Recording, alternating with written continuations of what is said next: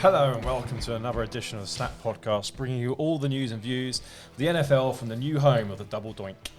I'm Jim, and joining me this evening is Griff, Johnny Frash, 4th and Inches. Say hello, gentlemen. Hello, gentlemen. G-Lo is missing in action today after he's seen stumbling around, suffering from a bad back following his anniversary shenanigans. He assures us he's not concussed. His wife has issued a similar statement. The £4,000 bed has declined to comment.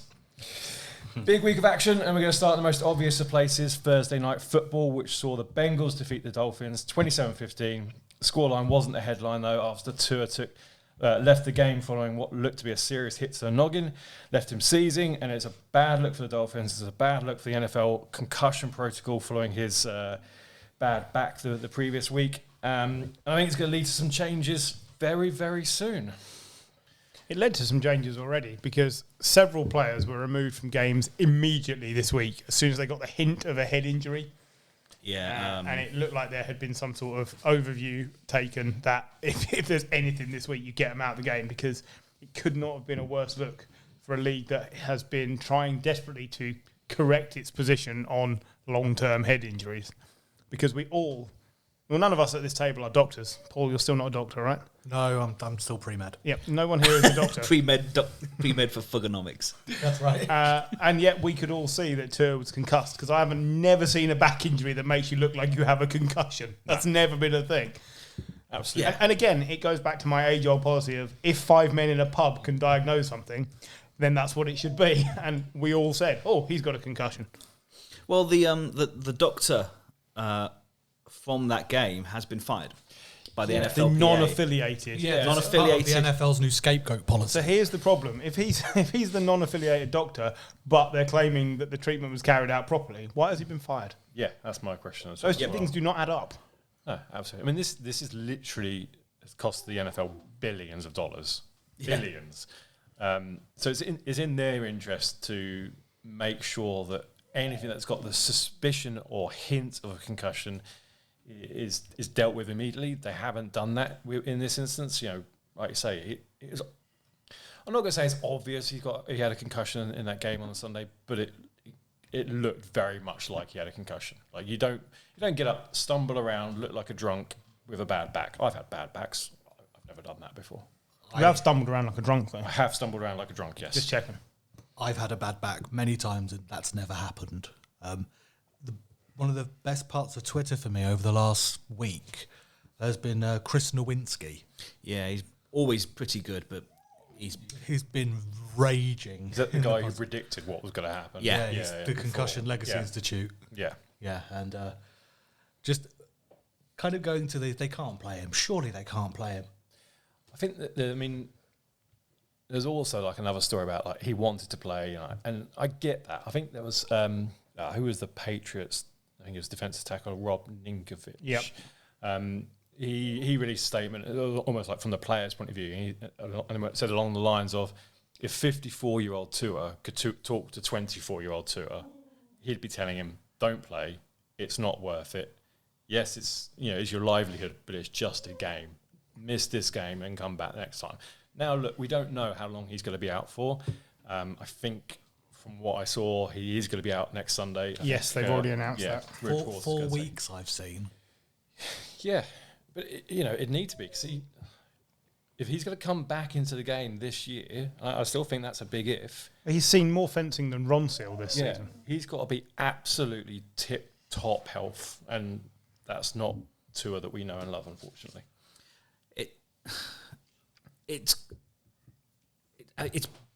You look at Herbert, you look at like Mayfield last year, Tua last year, playing in a bloody flak jacket. Like I know players have got to be protected from themselves. Yeah, sometimes, I mean, the fact that they say I want to play, it's not their. That is the least opinion that anyone should be taking, because they always want to play. Of course they do, especially at quarterback, where you're the only one at that position. If Bridgewater comes in and plays like Cooper Rush is playing at the moment, who's to say they're going to want to go back to Tua? And that's a big risk. And when he's coming up he's technically in a contract year. He can be offered a contract after this season.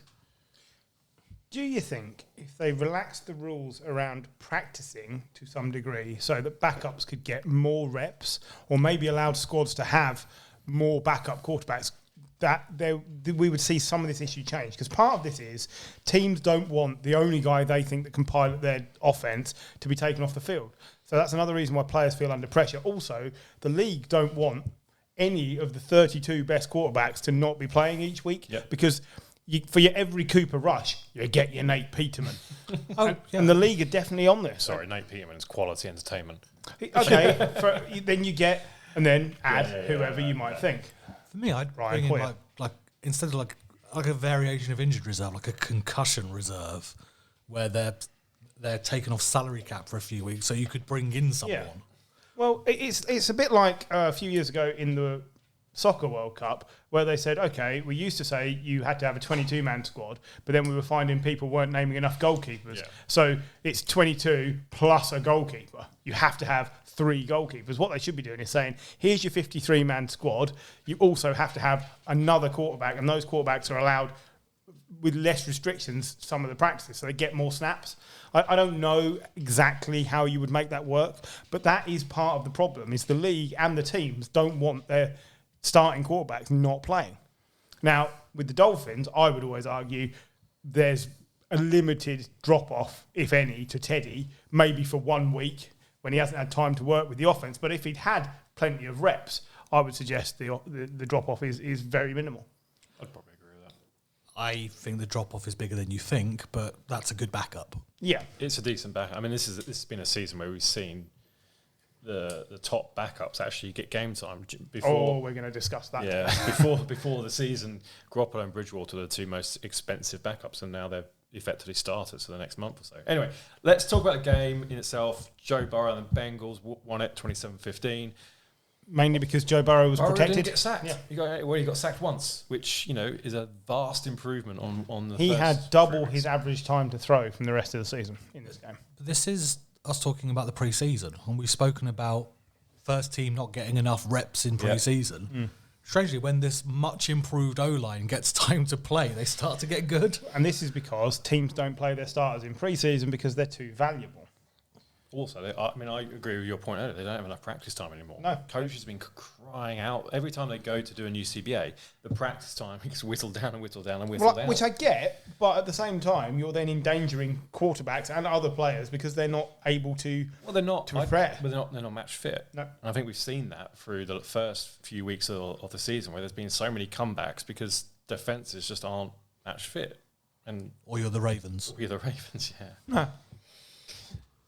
Yeah, it was a good game from Burrow. In general, the Bengals, this is more of what we expected, and they managed to stop what had been an excellent offense from Miami for the first 3 weeks.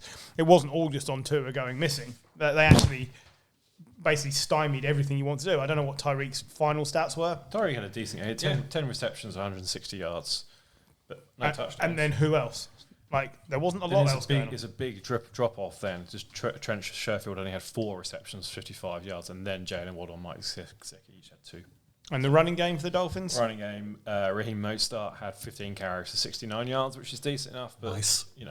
Yeah, it's fine, but it's not clock controlling, is it? That's the problem. No, absolutely not. And that may be the one thing that the Dolphins will struggle with. I think it's the one thing that the Bengals are going to struggle with as well, because Joe Mixon just hasn't been on form at all. No. He had an average of 2.5 carries. He got a touchdown, but his longest run on Thursday night was 7 yards. But this is what I was saying last week, is that they can't set the passing game for Burrow because the running game isn't working. Last year, by this time, Mixon was one of the, if not the best running back in the league. No, he was. At the start of last year. He helped me to a fantasy title.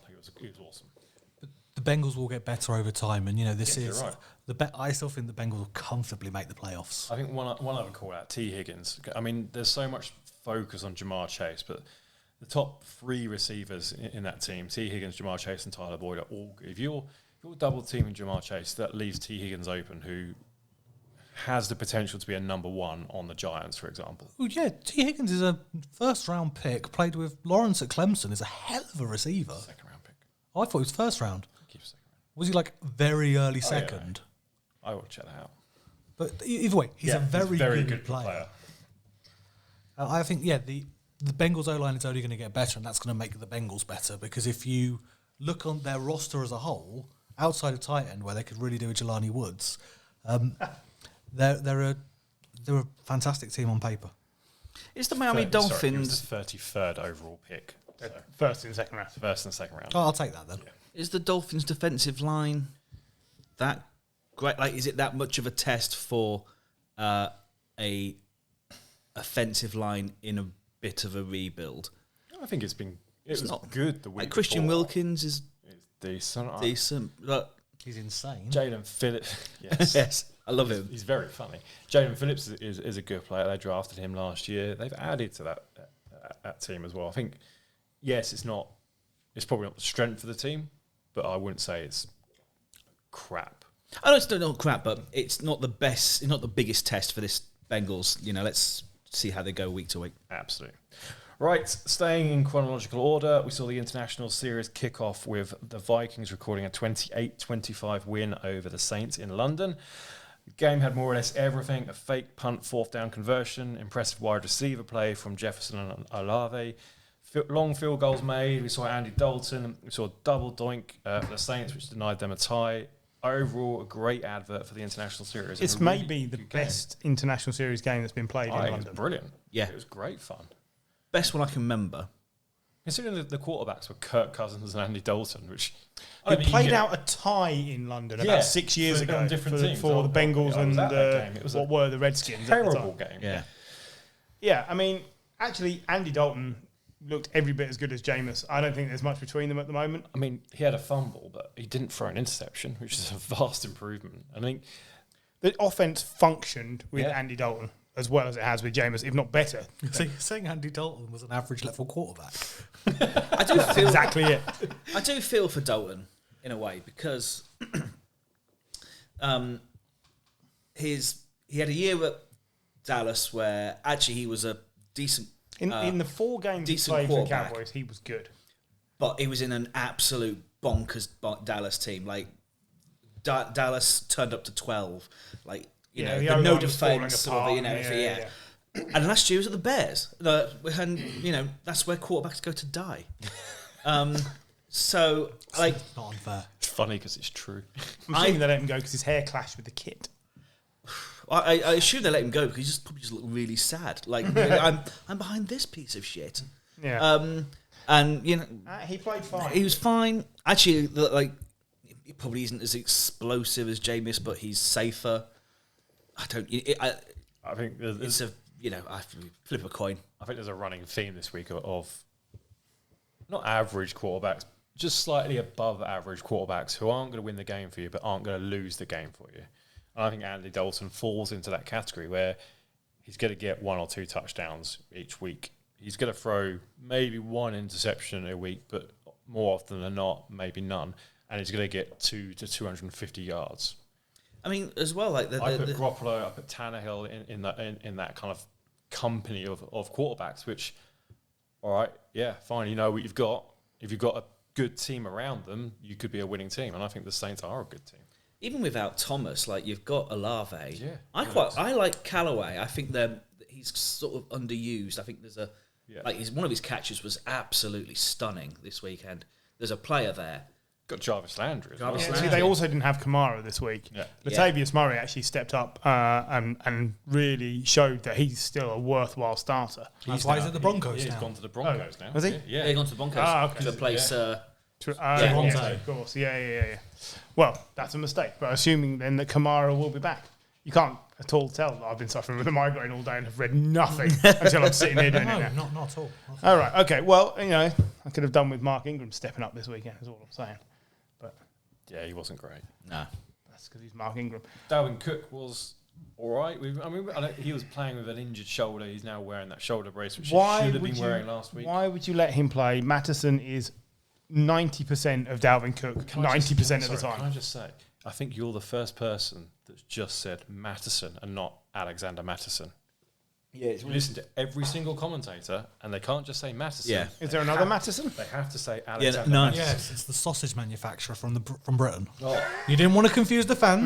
No. It's a foreign market. Okay. but it's like the NFL version of Solly March. I've never actually, like, when you're commentating for Brighton, no one ever says, "Oh, it's March." It's always Solly March with a cross. Yeah. You're like, really, like, oh, that other March. But yeah, the Leeds manager, March. But yeah, it's always Alexander Maddison. Want to talk long field goal attempts? I do love the fact that when we got the double doink in the playoffs, the camera angle wasn't there. So you're like, a lot of the time you're just going on the commentators telling us it was a double doink. This was beautiful. Just slowly.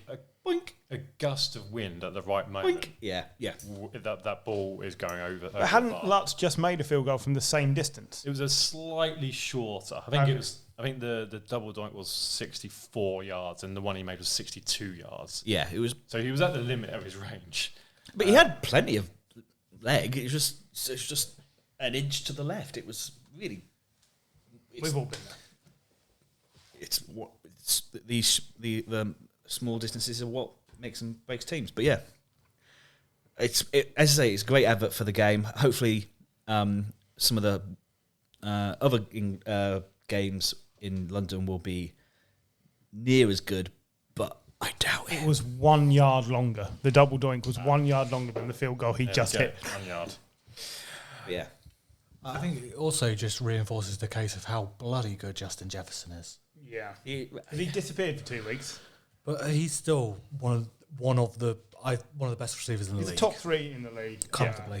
Comfortably. And he also had a brilliantly orchestrated rushing touchdown. Yeah. As well. But yeah, 10 receptions, 147 yards on 13 targets. That's nuts. That's decent after 2 weeks of being pretty much shut of out. disappearing, yeah. There's like 29 other teams not pick him in the draft. It's insane. And there's like he had a decent cornerback on him most of the day. Marshall Lattimore was nothing to be sniffed at. So tell that to Mike Evans. Yeah, absolutely.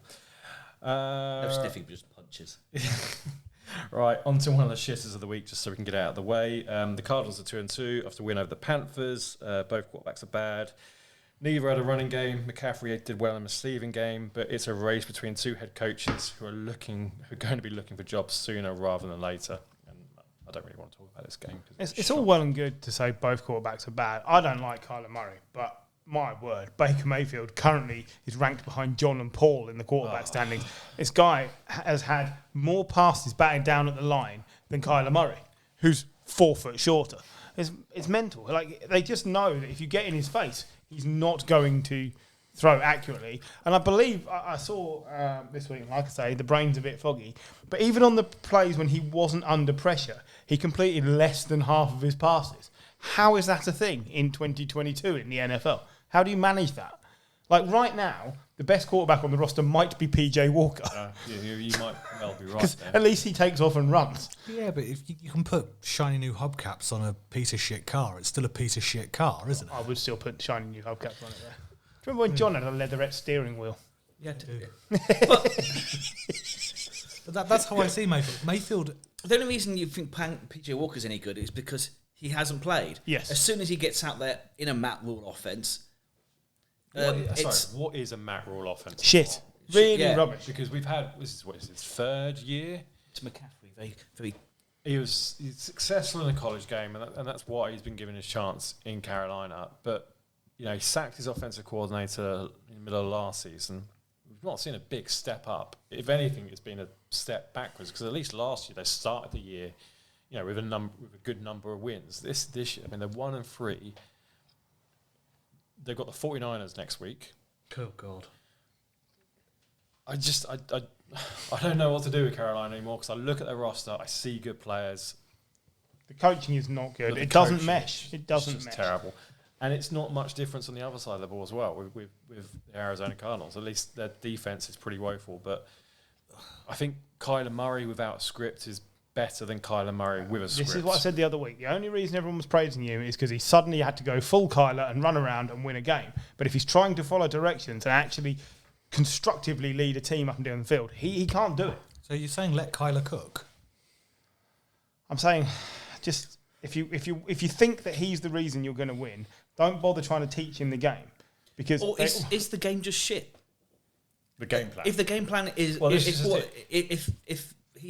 if you're going to let him go off the cuff, is it because he can't take direction, or it's because the directions are so it's anemic, isn't it? This is the point around like coaching, and I guess team building as well. Something written about the Dolphins, and they're praising Mike McDaniel because he's not come in with a set way of playing.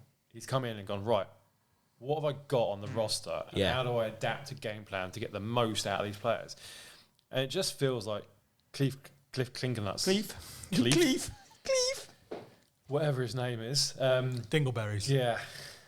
It's just, he's the barrier to this Cardinals team probably being actually all right, or at least middle of the road. I know they're still 2-2, but like it's been two.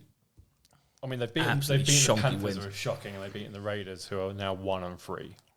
But you think about it, after 6 games, they get one of the best wideouts in the league coming in. So then they become a threat again. Yeah, and I think that will make a massive difference. But what if they're too far behind? I think the only thing currently saving them is that they're not too far behind. Even if they're 2-4, there's still the possibility of the playoffs. Yeah, absolutely. I wouldn't write the Cardinals off yet. And in that division, I will happily write the Panthers off at this point. Baker has 747 yards, which is 27th overall, with DJ Moore, Robbie Anderson, Laviska Shenault, who had no targets this week, and Christian McCaffrey to throw to, who they don't appear to be throwing to that much. And they threw to him 9 times this week. And he had 9 receptions. And but they were all for like nothing yards. Yeah, I mean, his longest one was 34 yards. I mean, it's not good enough from this offense at all. But Baker is tied for 20th on touchdowns. He's getting 1 a week. 14th on interceptions, not that many. But his QBR, 15.3 after 4 games. He is 32 of 32. He is number 1 in one stat. Fumbles. Is he? Yeah. The thing that worries me is, like, what does he bring to a team? Like, if... Say what you like about Kyler. There's an identity. There's a plan with Kyler. He's a dual threat. Yep. I don't understand what Baker brings other than an aggressive short guy. Well, sometimes that's fine.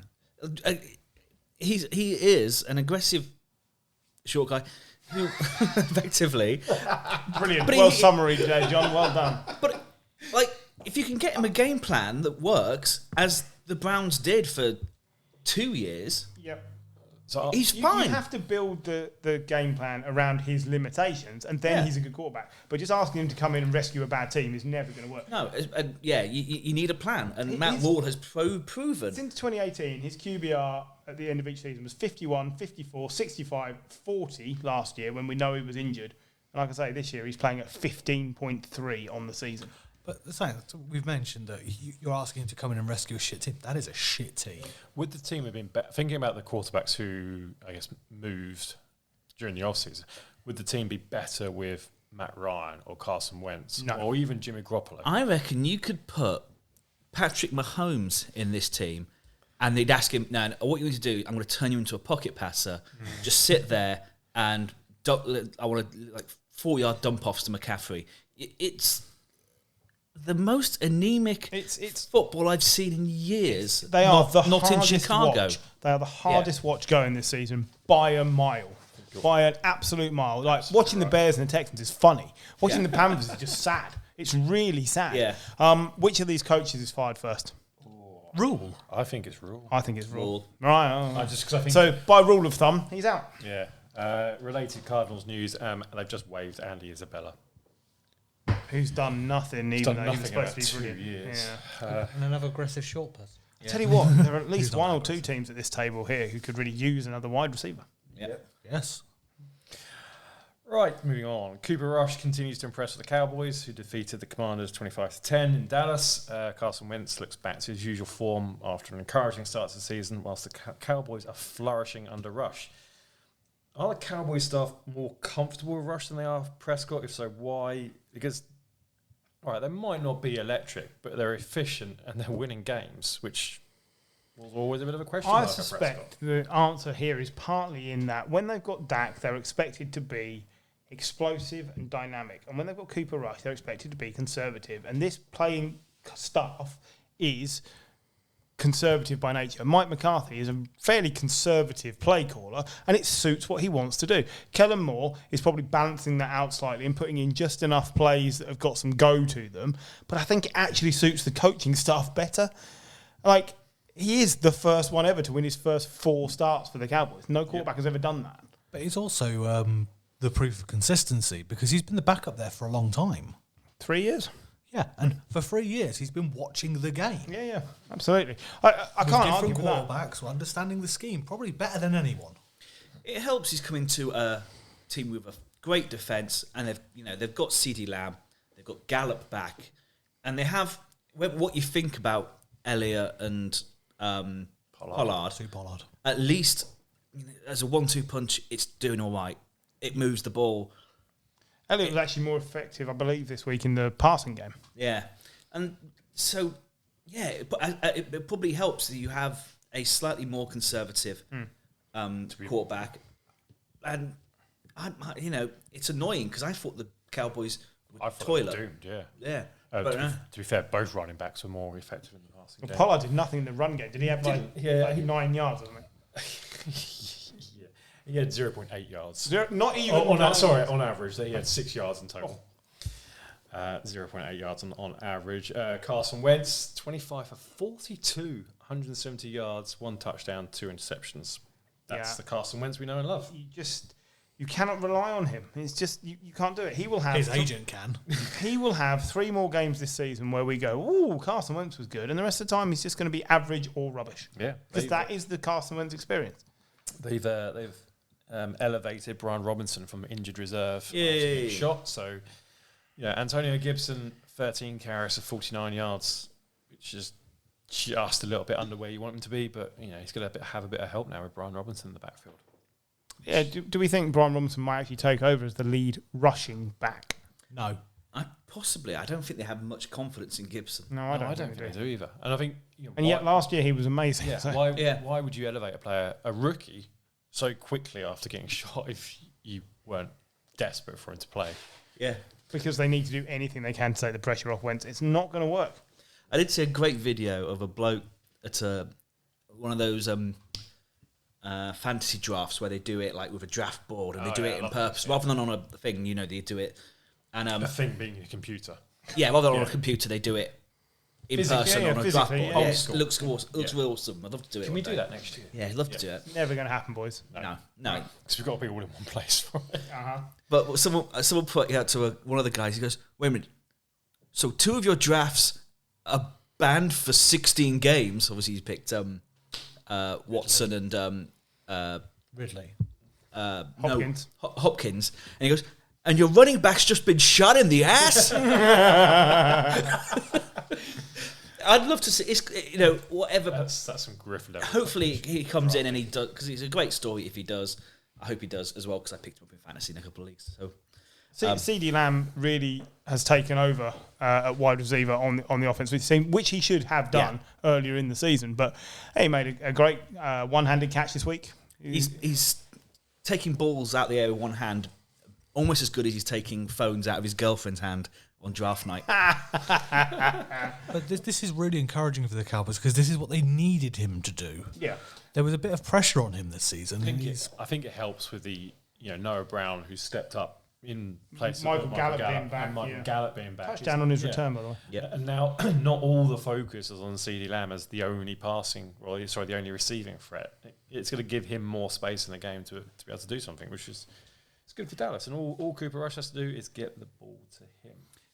Dak is apparently unable to grip the ball with his thumb yet. We're going to have Cooper for at least another 2 weeks. Yeah, I reckon. And why not? He's the new red rifle. And if he's winning games, why rush? Exactly. Be patient with Dak. I mean, we've said that about Tua. All right, the player's got to want to play.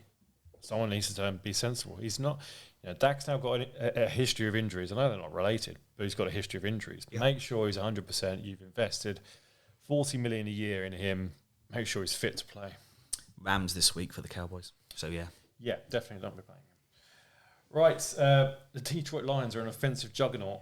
They're scoring on average 35 points a game. Unfortunately, their defense is conceding 35.25 points a game. Sunday saw the latest instalment of that storyline, illustrated by a loss to the lowly Seahawks, 48-45. I know Gary's not a fan of the Lions. He's certainly not on that bandwagon, but this is just fun to watch. I'm enjoying it. They scored 38 points without. They scored 38 points without their 2 wide receivers as well. But yeah, that's right. I mean, DeAndre Swift is out. So currently, here's the Brown's stats out. you need then, right? But they are currently on pace to score 595 points this season. The NFL record for points was Manning's Broncos in 2013 with 606. So they're only 11 off the pace. They're also on pace for conceding 599 points. The record for the most allowed is 533 by the 81 Colts. I mean, like, that is brilliant. I'm enjoying it. I'm loving it. I don't think Dan Campbell's loving it. He's very cross. Look, they make a great watch. I will tell you now, I am picking them over the Patriots this week because we can't score and they can. Fair point. But Jared Goff playing fine. Yes, he threw a grisly-looking interception that I think was returned for 6 points. The kicker didn't have a great day. Not everything went their way. They're playing without DeAndre Swift. Playing about Amon-Ra St. Brown. and DJ still putting up these points. TJ Hawkinson had a monster game. Yeah. Dude is amazing. 12 targets, 8 receptions, 179 yards, 2 touchdowns. He's the reason I beat Paul in fantasy this week. So he might be the second or third best tight end in the league at the moment this year. He's been relatively quiet, but this is a breakout game. It's just a massive game. Yeah. And also Reynolds is playing really well at wide receiver, which I think is a big boon for them. If they can improve the defence by just a 10%, 5-10%, marginal gains. I mean, also, this is a bad Seahawks team. Yeah, that's the killer. I mean, they are bad. Do you know what? All right, I'm always gonna hate on the Seahawks. I fucking hate the Seahawks. Geno Smith is playing brilliantly. Rashad Penny had a game. He had a great game, which is what I was needing him to do. But yeah, I mean, on the bench. No, he played. Geno's. I left Josh Jacobs on the bench, I believe. For what was the most uninspiring quarterback room outside of Chicago, Geno's fine. I would have taken Chicago's over this, to be fair. No, I'd have the locksmith. It makes you wonder, So through the first 4 games of a season, Geno Smith is completing 77.3% of his passes. Only one quarterback ever has had a higher completion rate through the first 4 games of any season. Drew Brees? No. Peyton Manning? No. Dan Marino? No. It's going to be someone we don't know. No, it's not. It's someone you very know. Thomas Brady, the 2007 Patriots team, for which he was the NFL MVP. I know it's not all about completions when they only go 3 yards at a time, but he's currently outplaying Russell Wilson, who's gone to the Broncos. He really is. No, he generally is. And stat-wise and everything. Yeah, it's working at the moment. No one is saying he's a better quarterback, but right now, he's a better quarterback. If you'd have told me the Seahawks team had won 2 games after 4 weeks, I'd have laughed at you. Yeah, it's true. I just saw an article in The Athletic saying NFL MVP odds. Why not Geno Smith? And I've cancelled my subscription. But yeah, no, he's doing better. He's in the top half of the quarterbacks. I've done my quarterback rankings for the last few weeks, and I hope Smith is going up and up. I hope he's at number 3 because the only 2 quarterbacks with a higher passing rating this season are Tua and Patrick Mahomes. What have those guys done? I haven't done it on stats. I've done it on the eye, but done it on an opinion base. Yeah, we're putting it on the website this week. We're putting it on the website this week, but because I've just been waiting to do a few weeks so I can do some charting. But he's also outperforming in average points per game, average yards per game, and passing yards per game. Russell Wilson over the first 4 games of last year with the Seahawks. Yes. Well, they were so fine. Cool. I'm just saying, it's not been a downgrade for them. But from this game, both of these quarterbacks in my power rankings, Jared Goff's been quite high all season because he's balling. Geno Smith is rising and above some quite tenured, lauded people. Absolutely. Some goats. So the running game on both sides is also, considering Jamal Williams is 19 carries, 108 yards, 2 touchdowns. Rashad Penny 17 carries, 151 yards and 2 touchdowns. Sadly, you get the feeling that might be all the yards he gets for the next few weeks. He does seem to go like he's that. He's streaky, isn't he? He's streaking. There's the injury curse. Oh no, not streaky. Shit.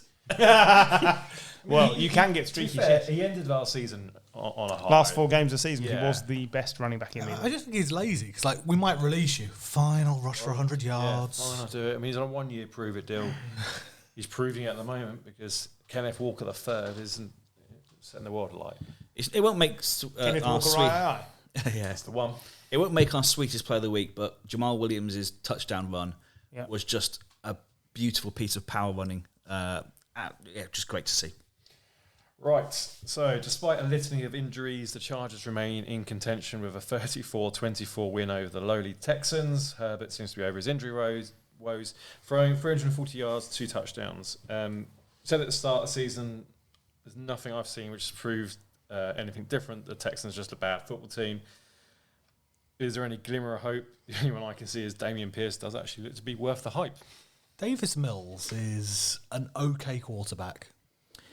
There's only 13 weeks of the season left. Brandon Cooks is That's my hope. excellent. Brandon Cooks is excellent. And Davis Mills is currently playing better than Carson Wentz. I mean, he's not just okay, he's good. He's a good quarterback. He's in a terrible, terrible situation. I see the Texans are going to be picking top 3. We all know it. They know it. Yeah. For me, this is more an indictment of the Chargers. Yes, they won. They should win. They did look like charging it up at one point. Yeah. Yeah. They look shaky. And I know there's all these injuries, but even with you take those players who are injured, that roster is still phenomenal. That's true. They should be comfortably winning games. They shouldn't be letting the Texans come back in. Yeah. I agree. Staley is Last on a week's, warmer seat. Last week's misnomer of the week, by the way, tranquil. 11 tackles this week again, and a QB hit, so not overly tranquil. I'm now tracking this dude. He's on my radar. Eckler had a good game. First proper rushing. He had 121 total yards, 3 touchdowns. Yeah. It was him who 60 yards rushing, average of 4.6, which is what you want from a running back. When it looked like they were charging it up, it was Eckler who got the touchdown. You know, the Texans they're shit, but they're still only a game behind the Colts. To your point, what worries me is that Dameon Pierce was the only player who had rushing yards for the Texans. Yeah. He had 14 carries, 131 yards. That's 9.5 yards per carry. I mean, that's good rushing. I mean, they're not Good rushing. It's great. You've got to spell him with Rex Burkhead at some point. You've got to do that. But if you're the Chargers, you've got to You've got to shut that down. You've got to shut that down. There's one rusher, for the whole game, and you can't shut him down. They did a lot of improvements in their interior defensive line, and I don't think it's worked. Who knew that Philip Dorsett was still in the league? His agent. Yeah. He was on the field for the Texans, but without a target or two targets, but no receptions. Who knew he was still in the league? No one. He is the new improved Kenny Britt. He could be, but less of the improved. Jalen Reagor. Well, Jalen Reagor, you know Jalen Reagor's on a franchise. Like Kenny Britt and Philip Dorsett, him. If I told you Kenny Britt was on a team tomorrow, you'd be surprised, but at the same time, you'd be like, makes sense. But Corey Coleman, isn't it? Yeah. Every so often you'd be like, oh, he's there. the fellow with the trainers is still Yeah. around. Yeah, absolutely. Absolutely. All right, so in the AFC South, where the Titans seem to be back on track, they defeated the Colts team who came back to earth with a bump this week, losing 24-17. A lot of those bumps down to Derrick Henry, who's back to his physical best, whilst Matt Ryan is apparently taking time to learn the offense in Indy. How concerned should the Colts fans be? I think very, because I'm scared by their distinct lack of progress. Matt Ryan had 356 yards, 2 touchdowns this week, a rating of 109. He wasn't the problem. He hasn't actually been the problem. They gave up 3 sacks. Now, that is not good when your quarterback is Matt Ryan, who is maybe only one place removed from Joe Flacco as the least mobile quarterback in the league. Like he is not escaping anything. So they have to keep him upright. He's not the problem. The problem they've got is that Jonathan Taylor rushed for 20 carries for 42 yards. And this team is like the Titans. They need their running back to lead the way. But the thing that's different from this season to last was you had Nyheim Hines and Marlon Mack alongside.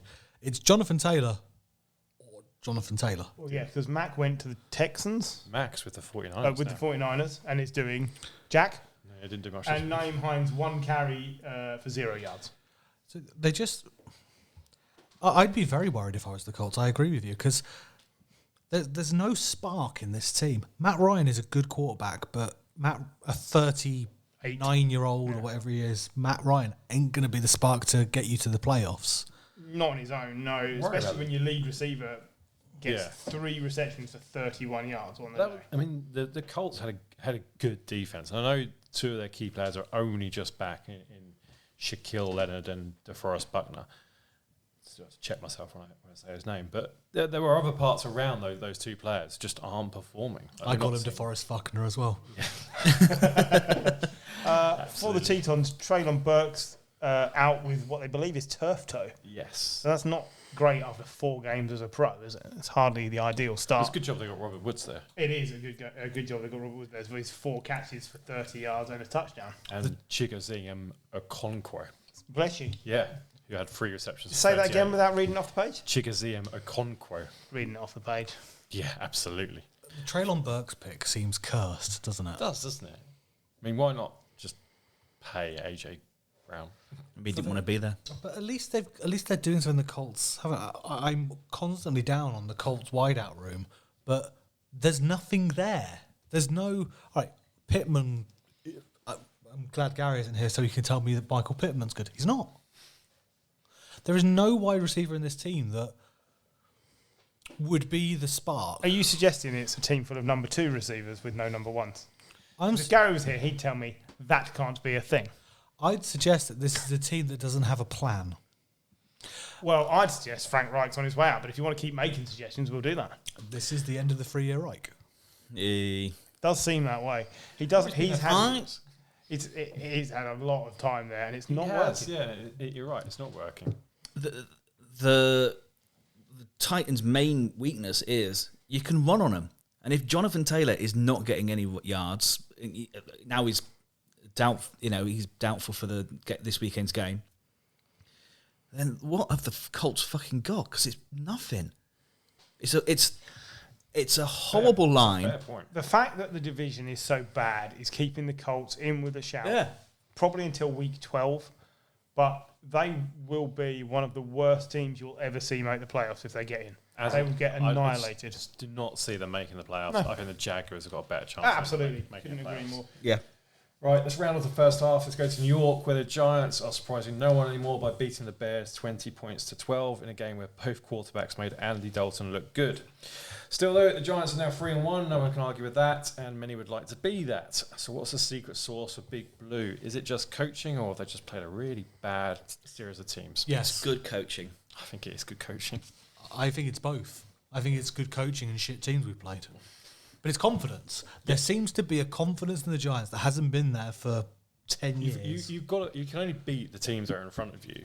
I have no problem with them beating the schedule, right? That is what every team will do. Yeah. That's great. What I think the only thing you can look at is Barkley now has the most rushing yards by any Giants running back through 4 games of the season. 31 carries, 146 yards at 4.7 a carry. He is dominating, and we've seen over the last few years, you've got Jonathan Taylor, you've got Derrick Henry. You can dominate your fixture list by having one of the best 3 running backs in the league. The Giants have had him there all this time, and guess what? He's not injured now, and he's amazing. So this is great stuff. I mean, if he gets injured, you'll tumble like a stone. But that's fine. This is... You got to remember, we've won 4 games for the last 4 years. Yeah. Best starts in 2011. Yeah. It's a good job as well, though, because your receiving card... Oh, well, we know... Look... Who's Tanner Hudson, as you're about to say? Who's D. Bellinger, was what I was going to say. Well, he's a Daniel tight end. Bellinger. He's got more touchdowns than some other tight ends in the league. We had a game plan. The game plan was... He has 1. Daniel More Jones wheeled out, and if he didn't like... Kittle. If he didn't like the route being run, and a lot of the time, the only person running the route was the tight end. Yeah. If he didn't like it, he ran. He scored 2 rushing touchdowns. He got sacked once, and that was what injured him. Yeah. His stats look shit because he was injured. He was limping. He is now an ultimate game manager. Yeah. He's just there to make sure Barkley's given the ball at the right time. Yeah, and that's fine. That's I have fine. no problem with that. Tyrod came in, got concussed, so we had to play with a wildcat with a 3-man backfield. No problem with that either. Daboll had been getting the team to practice this because he knew at some point with it was going to happen. Fine, it's a very basic offense. I think it was 2013, maybe 2014, where the Chiefs went all season without any of their wideouts catching a touchdown. Yeah. Right now. They had Jamal Charles. Yeah. Well, that's what I'm getting at. Like, you can win like that. That Chiefs team either got to the playoffs or just missed the playoffs. I think it was the first year with Alex Smith.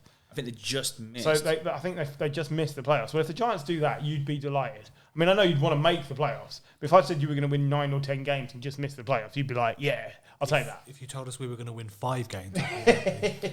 And that is what you're going to need. If you can keep this up, your defence is borderline excellent. We've got to play the Red and Pandas twice. And a lot of players to come back as well. Like with, Lawrence I think has been injured. We've got players to come back on the defence. Adoree Jackson is marshalling it brilliantly. It's finally what you brought him in for. It's not going to be fun. We aren't going to be like, we aren't the Lions. We are going to be quite boring at times to watch. Well, but it's working for you. If we get some wins, it's progress. We should mention the Bears are 2-2 and possibly the worst 2-2 team you will ever see. Justin Fields had his best career game for quarterback rating, I think, from what I've quickly looked at. He was 11 of 22 for 174 yards and was sacked 6 times for minus 19 yards. And that's his best game. Like, I know it's not his fault. I'm not saying that, but what are you doing? That thing I mentioned earlier about shiny hubcaps on a shit car. Yeah. I don't think that is Justin Fields. I'm sorry. I genuinely believe there is a talented quarterback there. I'm sure there is, but you're not going to see it. More so than I ever did with Mitch Trubisky or anyone else that the Bears have had. I think he has got a lot more talent there. He proved it when he was at Ohio State. And yeah, I know Ohio State quarterbacks haven't got the best reputation in the league, but take it out to coaching. I think if you put Justin Fields on the New York team, I think you're seeing a very, very different quarterback. But you're seeing a guy who could play a very specific style brought in to not play that specific style. Yes, and that's the problem. So that's where it comes back to what we were saying earlier. You need to you need to build your team and your game plan based on the players you've got. If you've got a talented quarterback like Justin Fields, then why aren't you working to his strengths? Look what the Ravens did with Jackson. Exactly. Yeah. Which is, for me, is the blueprint of, we've got this guy, this is what he does. This is what he does well. I mean, it's what Belichick's done for years. Yeah. What players have I got? What do they do exceptionally well? How do I get more out of them? Who's on the opposition and what do they do well and how do I take it away from them? It's the exact opposite of what the Eagles have done in 2 years with their limited quarterback. Yeah. It really is. Yeah. It really is. Darnell Mooney finally had a game this season. 4 receptions, 94 yards. It was all on one play. Yeah. Well, yeah, his longest play was 56 yards. Yes, it was. But this is the point. If they can unlock this, they actually have at least one talented receiver. Their receiving core may be better than yours at the Giants. I mean, that's harsh. Kenny Golladay, by the way, 1 target, no yards again. Injured. Yeah. It's over for him. We need to... Remember Slayton? There's a player there. We need to... He's gone absolutely missing. But the sooner we get Tony back, the better, because he looked like he could unlock defences. But he's injured. Always injured. He's something different. Just saw this on the ESPN for the stats. Equanimous St. Brown, 2 targets, no receptions for 9 yards. I think there might be a typo there. Right, we'll call it a break and we'll come back to you in the second half. Right, welcome back. We finished the first half in New York, so we'll start the second half with the other New York team. Playing in Pittsburgh, the Jets moved to 2-2 with a 24-20 win over the Steelers. Zach Wilson turned up in the fourth quarter to lead the team to an unlikely win after being 10 points down. On the final drive, Wilson looked good. Too much to hope. Should we expect more heading into week 5? I know what Griff's going to say, but... I'm going to say fair play. He played really well. It's the best I've seen him play. Well done him. That's not what I was expecting. Yeah, see? I can surprise you. No, he'll fuck it up next week. He's rubbish. Okay. I'd like to continue I think the Jets might actually be sneaky good. Yeah, so this is the bet we made at the start of the season where Paul reckons the Jets are going to finish above the Patriots. I have already conceded this bet. Which we're actually already, I think, ready to concede based on the Patriots rather than the Jets. The Jets are not sneaky good. They're sneaky not as rubbish as I thought, but they're not good. They've got the Dolphins as well this week. Without Tua. But I don't think it will matter. But, yeah, I mean, there's bits on the Jets team, it's what we've all been saying all year. There's bits there, they're fine. The quarterback, he might win some games, he might lose them some games. It turns out he was just the most experienced quarterback that played this, most of this game. He was the most efficient compared to the other two. He played fine. His last drive was excellent. He was 18 of 36 for 252 yards and a touchdown in the game. He also threw 2 interceptions, standard Zach Wilson. One of them was a pick six as well. One of them was a pick six as well. Minka Fitzpatrick was second of the year. It was fucking brilliant. It was about time the Jets defense turned up, and it did turn up. It played very well. I felt really bad for Kenny Pickett. So you finally get to play in the NFL. By the way, week 4, that's when I said it would happen, but that's fine. We'll just let that one go. He completed 10 of 13. He completed 10 of 13, but threw no incompletions because the other 3 all bounced off receivers and went for interceptions. He never hit the ground with a pass. He rushed for 2 touchdowns. He actually looked really good. He looked non-Trubisky, which was very important. He looked like they could stretch the field with him. Yes, technically he has 3 interceptions against his name, but comfortably he looked like he belonged on the field. I think we sat there watching it on Sunday, didn't we? Could not believe how unlucky. None of them were on him. Some of the passes were probably a bit high, and you could say, all right, if it wasn't high, maybe the receiver wouldn't have bounced off his hands. If he got it into the numbers rather than hands, it would have been better. But yeah, I can't really blame him. His passer rating was better than Zach Wilson's. Yeah. He played fine, and he is listed atop the Steelers depth chart. Tomlin said he's going to start he will be on playing. Sunday. Sorry. I don't know who this was a bigger game for, the Jets or the Steelers. I think the Steelers. This was a bigger game for the Jets because Zach Wilson got the W. That's all that matters to them. Yes. That's all that matters to the confidence. He won. Yeah. And like you said, the defence really showed up. Quinnen Williams had an excellent game. Like he was a first round pick. He's just he should be. He was like third overall, wasn't he? Something like that. And he's never really done it. He's not become a star, has he? He's just an average defensive lineman. He's one of those players that defensive tackle, and during the draft process, is like, well, next Aaron Donald. Now, no one's going to be the next Aaron Donald. No, but he hasn't even come close to halfway that, and that was his first game where he looked dominant in the middle of that line. Breece Hall, 17 carries, 66 yards and a touchdown. He has taken over from Michael Carter. He is the lead back. Yeah. And I actually think the pair of them make a very good running duo. And what I will say, finally, they actually has more running attempts. Like the last few weeks, even with Joe Flacco in, which you'd actually expect there to be more rushing attempts, that they seem to have limited the running backs, which has been absolutely crazy. Finally, they got the balance right between 37 passing plays versus 29 rushing plays. That's probably still a little bit out of whack, but better, and they were chasing the game. So, yeah, I think it's positive for the Jets. It's a big negative for the Steelers, though, because they're not going to get. I think they're 0-7 without TJ Watt. Their run of games isn't going to get any easier. They've got the Bills, the Bucks, the Dolphins, the Eagles, the Saints, the Bengals, and then finally at the end of November they're at the Colts, which I think is the first game they could potentially win. What's that? 1, 2, 3, 4, 5, 6. Could be 1-8, 1-9. Yeah, they really could.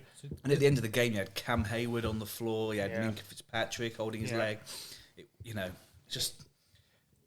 Alongside the Patriots, the Steelers are going through what powerhouses occasionally have to go through, which is a rough season or two. Do you remember when the Niners had Jim Tom Sula and you at quarterback? And I remember very well. So there were 2 seasons where the 49ers just they gargled marbles for a long time. And then they were back. And powerhouse teams have to do this from time to time because you cannot. The Patriots have given everyone this idea that you can just sustain success. It's like Manchester City in the football. Everyone else thinks, we'll just sack our manager until we get to be that good. It doesn't work. It's artificial. So the Steelers are just transposing into the next thing. And they will be really good. And they'll stick with Tomlin. And 2 years from now, they'll probably be competing for the AFC title game.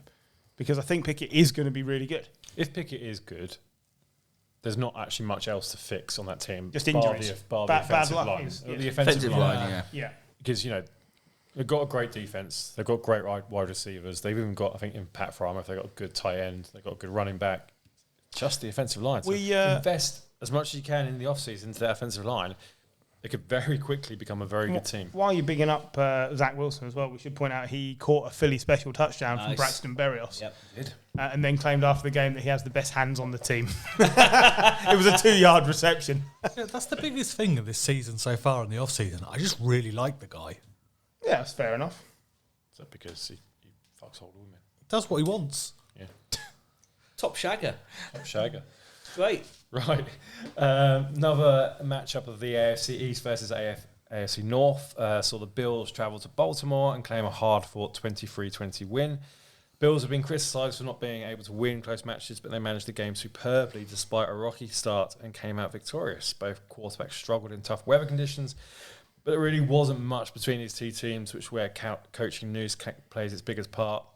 John Harbaugh whiffed on a 4th down call. He kept his offense on the field instead of kicking a pretty straightforward field goal. And it was punished in the most harshest way to Lamar threw an interception. In the end zone as well. In the end zone. So it's not even like you're taking the team over on the 1 or 2 yard line. No. It's on the 20 yard line. Yeah, really poor. What does Harbour say to this team at half time? Does he just go in and tell them like he'd slept with their mothers or something? Because they play a second half, it's a different team. Well, it's not just the Ravens, is it? The Bills have a good coach who can make adjustments. Yeah. Yeah, but this is they've lost big leads this season. Yeah, I mean it's the second time this year that the infamous game against the Dolphins, and now this game against the Bills, who are ultimately better than the Dolphins. I still think. I've seen power rankings with Dolphins above the Bills. Still, well, people are stupid.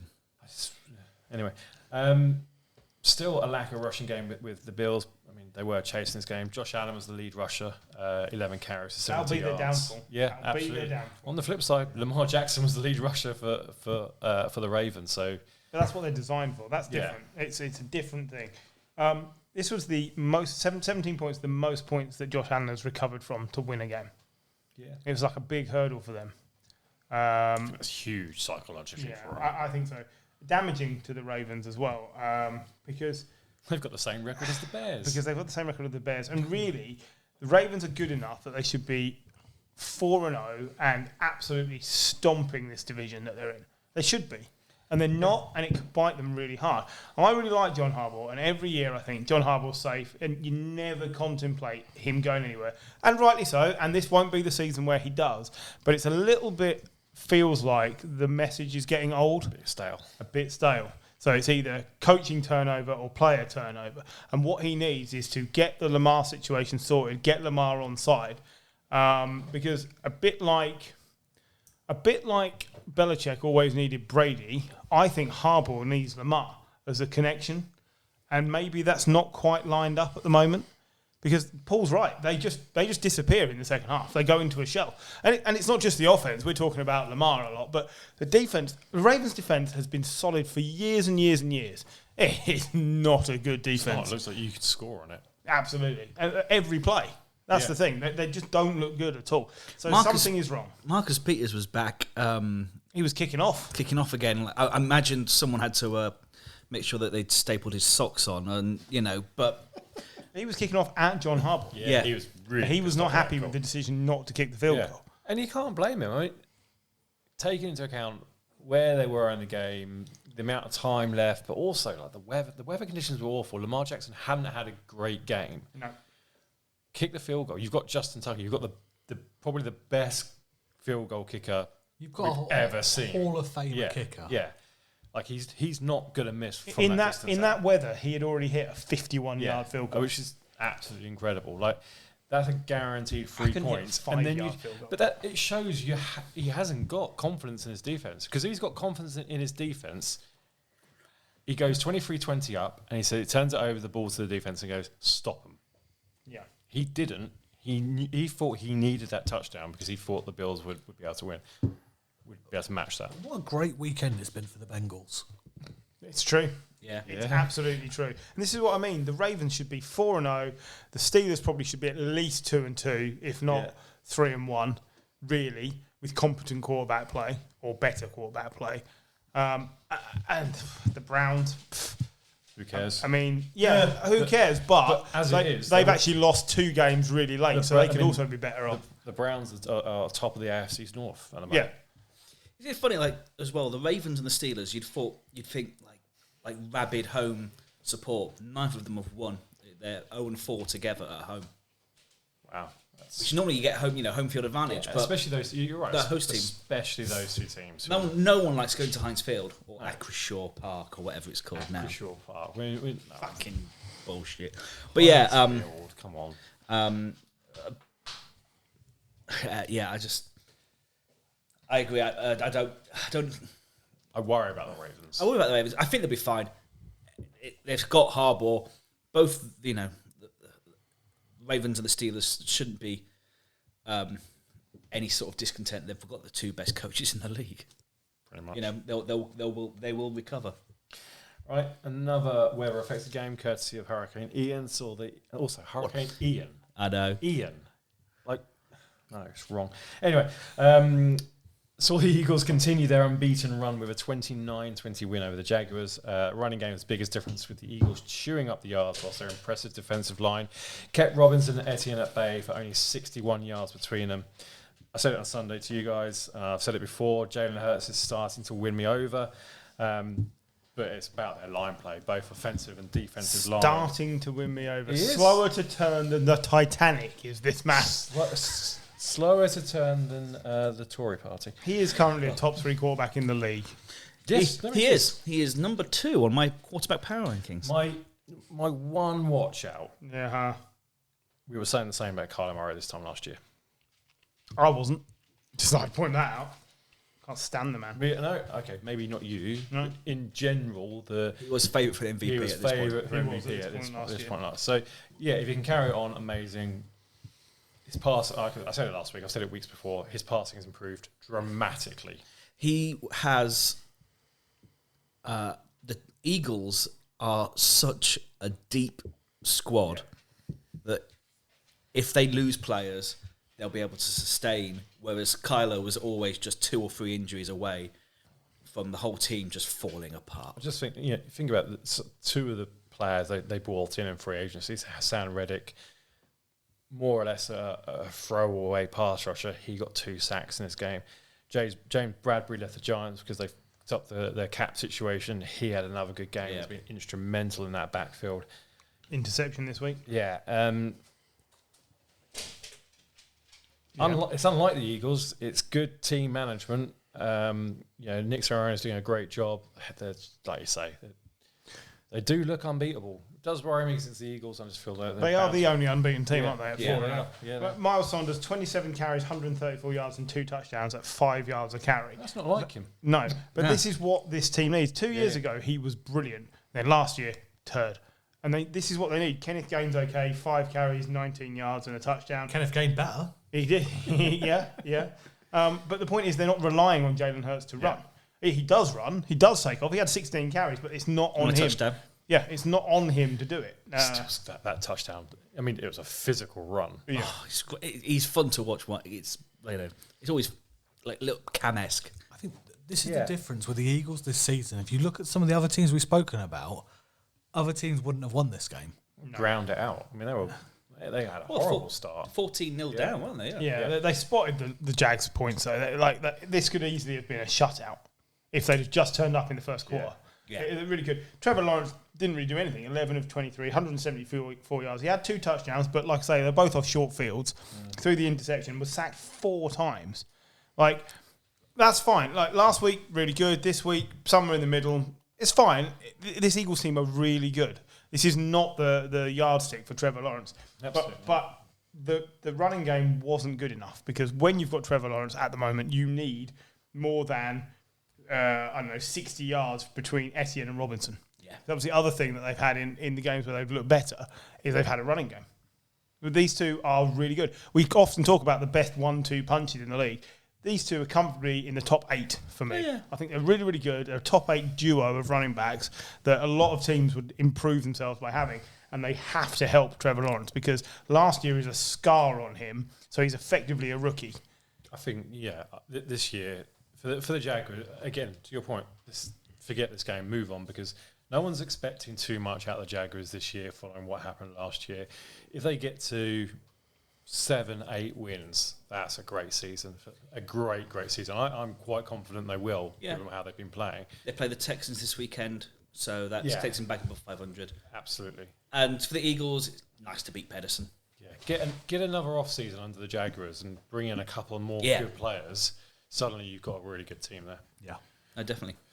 Right, Browns and Falcons, they're both 2-2 after Falcons recorded a 23-20 win in Atlanta. Browns missing both defensive ends and 2 unknown running backs for the Falcons made them pay. Tyler Allegier, not sure if I got that right. Yeah, Allegier. And Caleb Huntley ran for a combined 140 yards with an average of... Like the F1 team? 7, Yes, like Allegier, yeah. Average of 7 yards per carry and a touchdown after Cordell passed and left the game injured. Now on IR for 4 weeks. Mariota was bad, but when you look at the box score, it's quite unbelievable how the Falcons won this because the Browns seem to play all right, but the scoreline suggests otherwise. I like Brissett. He's doing an all right job, but when he gets picked, it's really costly. He just throws bad interceptions late in the game because he's not the player that should be putting the team on his back and driving them down the field for a last-minute score. And he's been asked to do that twice this season against the Jets and against the Falcons, 2 bad teams, and he's failed to do it both times because he is not built for that. Nick Chubb and the running game need to be winning this game, and Brissett needs to be your game manager. To be fair, the running game had a good game. Nick Chubb, 19 carries, 118 yards, 1 touchdown. Kareem Hunt, 10 carries, 49 yards. I think this is on the defense. They didn't get to Mariota enough. The defense has been bad. It's been bad. It has been bad. Yeah. They got to Mariota once. They got 1 interception. Look, this isn't a good Atlanta team, like when it comes to line play. No. But it's fun to watch still. And we still get to cheer for Olamide Zacchaeus. Yes, we do. I'm not going to sing the song. Rock me Zacchaeus. Yeah. Everyone But no, knows about that. The Browns are ahead of both of these teams are ahead of probably where we expected them to be. And I don't know how. The Browns, because the defense is good. The Falcons. Is it though? Well, it wasn't on Sunday. It wasn't against the Jets. But they still have Davian Cowley and Miles Garrett out. It's going to be a big loss. But for the rest, they still have even when there was an animal there, honest Garrett. Yeah, that's the one. But even when you don't include the line, there's Denzel Ward, all these other players that are still good players. But yeah, Falcons, I mean, they're are they a contender at 2-2? No. But they're not as bad as the Bears at 2-2. Last year, they were the worst 7-team win I've ever seen in my life. They could very much. And they might be exactly the same this year. The Falcons also have their secret weapon in Younghoe Koo, who has the second most points of a kicker in the league this season. Guy doesn't miss. He's automatic. He's brilliant. Yeah, pretty good. They've asked him to hit some pretty long field goals. Yeah. He's struggled with a couple of them this year, but extra points, he's one of the very few that's converted 100% of all them already. And like I say, he's well up there in the league. So the Falcons are doing fine. Like I say, they're ahead. If you'd have told me they'd got 2 wins this early in the season, I wouldn't have believed you. No, not against the schedule they've had. So there are a lot of bad 2-2 teams, aren't there? Yes, there are. Right, thinking about another bad 2-2 teams. Russell Wilson, we discussed this before, he's a poor man's Geno Smith. That's right. Wilson and his Broncos fell to a 32-23 loss against the previously winless Raiders. I had high hopes for the Broncos this year. I know Bronco fans are openly worried about what's happening in Denver. But for the Raiders, they finally got Josh Jacobs rolling in a career game where he had 28 carries, 144 yards, 2 touchdowns. McDaniels later said Jacobs is the best running back he's ever coached. Couldn't agree with him more. Why only start him this week?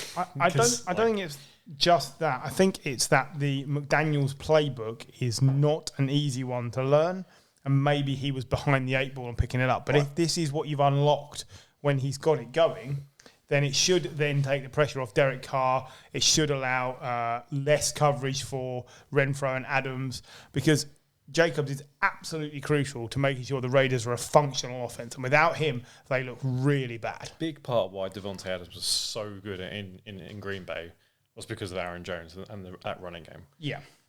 And this is, I've said it twice now, it's another case of, all right, you've come in as head coach. Don't enforce your playbook on the team. Look at the team around you and work to their strengths. Anyone looking at this team before the season would start would say Josh Jacobs has the potential to be a top 5 running back. I'm not saying he is, but I'm saying he has the potential. He's certainly shown flashes of greatness in the past. Work with that. He should be your Aaron Jones. Yeah, absolutely. There's no doubt to get the best out of Devontae Adams, and he hasn't been up until now. Now that's the first game. It's the first game they've used him. Suddenly, Derek Carr looks better. Right, not brilliant, but still better. Devontae Adams gets 13 targets, 9 receptions, 101 yards. Other players come into the team. Like we'll probably see more from Hunter Renfro when he's back, more from Darren Waller, more from Matt Collins. The Raiders team has still got potential there. On the flip side, I've got no idea what's going on with Denver. I can't figure it out. It's another new head coach who has maybe tried to enforce his own playbook on a team that isn't working. Russell Wilson just looks lost. Yes, he got 2 touchdowns. Yes, this was probably his best game. Like 124 quarterback rating. He had 4 carries for 29 yards. He needs to be rushing. He's looked statuesque the first 3 weeks. He needs to be running. He had a touchdown running. I'm very confused. The fact that they've lost Williams, who only had 28 yards off 10 carries, but this is a problem. Melvin Gordon is still a good running back, but he fumbles the ball. He has 4 fumbles in 4 games. So they've now, as you told me earlier, signed Latavius Murray because Williams is out for the season. He tore his ACL, his PCL, DHL, something. PCP. Yeah, like he's in real trouble. And what was the fellow? Was it Mike Boone? BBW. Mike Boone came in and rushed for something similar to, I don't know, Thora Hurd would have managed. There's your nature reference for the week. It wasn't good. To be fair, she has an advantage. She's on wheels. Yeah. I mean, she's not now. No. Just saying. She's on wheels upstairs. One of the biggest problems that the Broncos are going to have is if your lead receiver in terms of yards is KJ Hamler, something has gone wrong. KJ Hamler is a fine number 3, no problem at all, but he shouldn't have more yards than Jerry Jeudy, Courtland Sutton, Kendall Hinton, for instance. Kendall Hinton is an odd one out of that list. Yeah, but I'd still say he's better than KJ Hamler. Yeah, quarterback, probably, yeah, but... Well, we've never seen KJ Hamler play quarterback, to be fair. That's very true. We have seen Kendall Hinton play quarterback, and it wasn't pretty. Judy and Sutton need to be an absolute focus for Russell Wilson. They need to be his DK Metcalf and the other one whose name's gone out of my head. Tyler Lockett. Because that is what he is best at. You give him good players and he makes them better. At the moment, you're giving him good players and the system is making the whole thing worse. Yeah. And it's not working. We read out Wilson's numbers earlier and said Geno Smith's outperforming him. That's not Russell Wilson. That's Nathaniel Hackett not getting the best out of a really good player. No one's saying that 31, 32? No one's saying that he's peak Russell Wilson. But Russell Wilson hasn't dropped off a cliff. He's just got into a bad scenario that he thought would be better. I mean, this was a nice little game show for me of who wants to be the next Adam Gase. It's Nathaniel Hackett. It's Nathaniel Hackett. Yeah, he's not a good head coach. I'm telling you now. Yeah. Not happening. Right. Moving on. Bailey Zappe. Bailey Zappe. So, but yeah, we're going with Zappe. We're going with Zappe. We're going with Zappe. Zappe. Yeah. Anyway, the French version. Bailey Zappe. Bailey Zappe. Whatever you want to call him, the New England rookie quarterback replaced Super Bowl winner Brian Hoyer after concussion and so nearly pulled off an upset win over the Packers in Green Bay. As it was, Packers prevailed 27-24 after overtime. Aaron Rodgers saying after the game, winning close matches like this is not sustainable. No shit. In the words of legendary Packers coach Vince Lombardi, what the hell is going on out there? This shouldn't have been close. Like, this is... Rodgers had his worst first half for a while. He's through 3 weeks. Well, it's this really easy thing where if you lock up Alan Lazard, he doesn't know what to do. Yeah, so he threw a pick six, his only second ever pick six at Lambeau Field. I mean, that Jack Jones was on something unreal. Well, he is the reason they let Gilmore leave. It's what Bill does. Yeah, He picks up nobodies and turns them into star cornerbacks. So this is Then fine. they go on to be nobodies They again. go on to go nobodies. Yeah, and we did re-sign Jamie Collins this week, because he'll be back, and he will be starting at linebacker this week, and he'll be excellent because of what always happens with Jamie Collins. Look, Brian Hoyer was actually efficient, 6 of 7, I think, for like 5 of 6 of 50 yards. Oh, right, there you go. Right, he was fine, and they were just using the running game, ground and pound, which is what we knew they would do. They brought in Bailey Zappe. And they stuck to the game plan. They played the running game. He ended up with 15 passes for 99 yards, right? And a touchdown. But do not go back to Brian Hoyer if he clears concussion protocol. See if Bailey Zappe can push Mac Jones. Mac Jones is out for another 3 or 4 weeks minimum. Oh, I agree with you. You've potentially got something with Bailey Zappe. Bailey Zappe. Belay Sapay.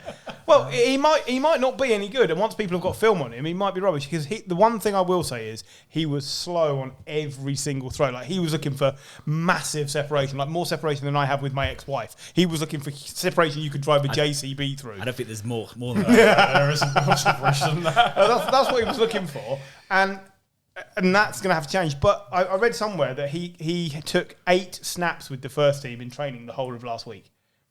Like, this week, he should be getting the snaps in practice. Brian Hoyer is a great scout team leader. That is why Bill keeps him around.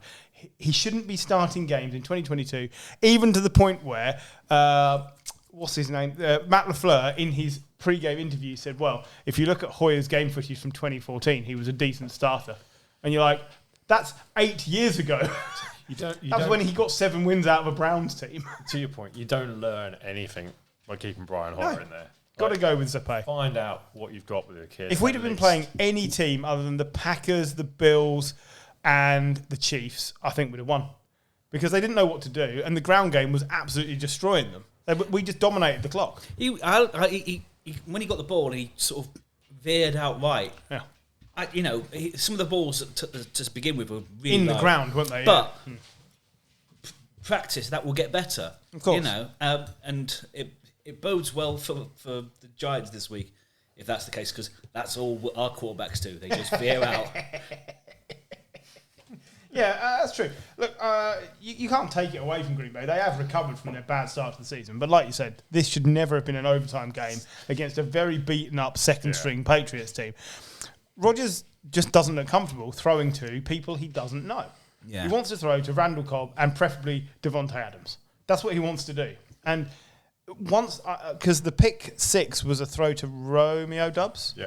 And it just blows his mind that the receivers can't go up and catch every ball. For a man who's supposed to be a Hall of Famer, and he will be, you've got to adjust. You've got to adjust. Undoubtedly will be a Hall of Famer. Dobbs, obviously, the throw to the interception was... Dobbs had dropped a touchdown pass. Yeah. What could have been a touchdown pass.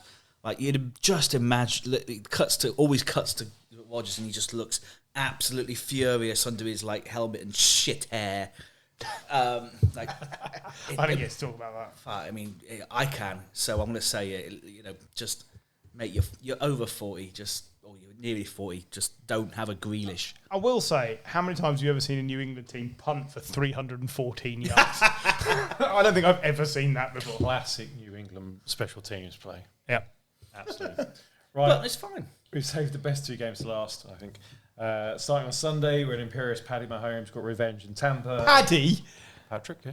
Behave, Paddy Mahomes. You're not having that. I'm going with that now. Got revenge in Tampa and knocked out the forever young goat 41-31. That scoreline doesn't do it justice. It was a whooping. Chiefs offense having an answer to everything the Bucks throwed at them. And Mahomes playing one of the best games we've seen from him. I think he's still quite good. To be sure. I'm not to be sure. You say the ever young goat, but he doesn't look young this year. Nah. Yes, him dropping off a cliff means he's still better than 20 quarterbacks in the NFL. What worries me about that Bucks team is how many rushing attempts do you think the Bucks had last night? Well, on Sunday night. 20. Way off. Oh, go on then. I don't know. 6. 6? Oh. What's happened to playoff Lenny? 6. He's just used to 6 block. carries for 3 yards. Lenny Fournette had 3 for -3 yards. Oh. look, that's not denying that the Kansas defensive line has improved dramatically. I've made some really good additions, but that's just terrible. Like, you're asking Tom Brady to throw 52 times. He had 384 yards and 3 touchdowns. And a lot of that came in garbage time. And that's actually that's his best game of the year. But, my God, 6 carries. That's why he's the MVP. That's why he's the GOAT. The GOAT. Thank you for that. Thank you. Did you see the Chiefs O-line were basically on about they saw an interview of Shaquille Barrett, who said basically how much he was looking forward to playing this because he reckons he could get. But that's not. And you're like, you just something to pin up on the board. Yeah. And the O-line in Kansas, sneaky good compared to. I mean, they're comparing it to when they played in the Super Bowl, and it was a bad offensive line because it was missing their starting 2 tackles, and it had a terrible game. They saw that after the Super Bowl, and they've basically completely changed it. Yeah, and it's a good offensive line now, which Patrick Mahomes can play behind, but also the running game is—they're getting yards. Isaiah Pacheco, 11 carries, 63 yards. That rookie who looks like he might be the answer to that. He's like he's a powerful runner, isn't he? He just people bounce off him. Couple him with Clyde Edwards-Helaire, who's good in the passing game, and you've got a good 1-2 punch again in Kansas. The Fresh Prince of Bel-Air. Exactly. Mahomes, Paddy, looks like the player from his MVP season when he's running around and he's fun. That's when he's best. Do you know what's not fun? Tom Brady getting divorced. So it has come out today, and I have double-checked it on multiple news sources that they have both hired divorce attorneys today. No one is going to be surprised. We felt that there was something bad in Brady Manor. But take it from me, this will be a distraction. It will affect his work-life balance dramatically. It will age him. His hair will fall out and recede, and he'll get a bit fatter. He's been looking like Doc Brown in press conferences recently. I know. He's been looking terrible. Well, it's hardly surprising if this is something that's happening. And this has always been rumoured when he came out of retirement. This is just life catching up with someone who's been at the pinnacle of their sport for 20 years. It shouldn't be a surprise. It was always going to be a risk coming back to play his 20th season or 21st season in the NFL. Yeah, so it was always going to be a risk. And I really feel it's not going to play off. They might make the end of season, maybe, but only because they're in the division is bad. The Saints don't look like pushing them. The Panthers don't look like pushing them, and the Falcons couldn't push me, right? So the Falcons are still second. I know. Yeah. So they're probably going to make the playoffs, but this team right now, no hope of winning the Super Bowl. Well, that's all they need to do is make the playoffs. He gets a playoff game. He loses a playoff game. He rides off into the sun. He gets his big TV contract. Nobody's feeling sorry for him. That's not what I'm saying. It's just it feels like a step too far. Last year he had his best statistical season? Yeah. Brilliant. Grand. Well done. Go. Because every time you come back, it was going to be worse. And we could be watching potentially a scenario where Brady doesn't even play in all the games. Because if he's not game ready, he won't play. Absolutely. So then you're going to see a Blaine Gabbert-led Bucks team. And if Blaine Gabbert's leading this Bucks team, they're going to get annihilated at the moment because he needs a running game. I like the sound of that. Sorry, I did miss out. Aaron Rodgers threw his 500th touchdown pass in postseason and regular season. And that puts him on a list of 4 others. Anyone want to take a guess? Breeze. Yep. Brady, Manning. Yep. You're missing one. Favre. Yes. There we go. Nailed it. Anyway, right, finally, Monday Night Football saw the world righted after the NFC Championship game in 2021. So the 49ers got back to winning ways over the Rams with a 24-9 win. It's a defensive masterpiece with Jimmy G doing just enough, and the run game, whilst not firing on all cylinders, was certainly better. Stafford got hit 11 times, including 7 sacks, and the 49ers defense also recorded a pick 6. Are the Rams going to get through this season with that O-line? Because you mentioned it earlier with Ryan and Flacco being statues in the pocket. Stafford's not far off that at the moment as well, and he looks vulnerable. So there's 2 things on my mind with this game. Firstly, 3 things. Number 1, Can you tell a 49ers fan wrote the introduction to that part?